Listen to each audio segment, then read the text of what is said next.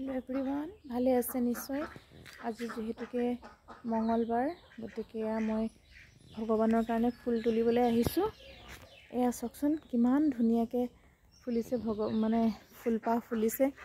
ভগৱানৰ উৎসৰ্গাৰ অৰ্থে ইমান ধুনিয়াকে ফুলিছে সব ইমান সুন্দৰকে এয়া দুবৰি যেহেতুকে গণেশ দেৱতাৰ খুব প্ৰিয় ভাল পায় এয়াহে মই গণেশ দেৱতাৰ কাৰণে এয়া মই গণেশ দেৱতাৰ কাৰণে ইয়া দুবৰি তুলি সম্পূৰ্ণ কৰিব ফুলৰ সুন্দৰতাৰ কথাটো কৈ শেষ কৰিব নোৱাৰি প্ৰাচীন কালৰে পৰা আমাৰ হিন্দু সমাজত ভগৱানক ফুল উৎসৰ্গা কৰা এক পৰম্পৰা চলি আহিছে ভগৱানক ফুল উৎসৰ্গা কৰিলে ভগৱান প্ৰসন্ন হয় বুলিও আমাৰ ককা আইতাহঁতে কোৱা শুনিছো আৰু ভক্তৰ মনোকামনা পূৰ্ণ হয় ফুল ইমানেই পবিত্ৰ ইমানেই সুগন্ধি গতিকে ফুলৰ কথা কৈতো অন্ত কৰিব নোৱাৰি যেহেতুকে আজি মঙ্গলবাৰ গতিকে বজৰংবলীৰ প্ৰিয় মই তুলসী পাত কেখিলামানও তেওঁৰ চৰণত দিবলৈ পাত কেখিলামান